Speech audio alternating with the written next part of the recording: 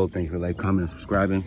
Show you guys a little time lapse. I stacked some pallets when your spot doesn't have a forklift and you have to work. I know a lot of you guys are afraid of this. So anybody that wants to get into the pallet business, you want to believe the lies of the Simplest Biz and the other programs that this side of it doesn't exist. I'm gonna show you guys right here. It's about 100 clip. It's $800 worth of pallets. Are you going to be a weirdo and not put the work in, or are you going to do what I'm doing here? So everybody that wants to be an animal and get money, this video's for you. Let's get it.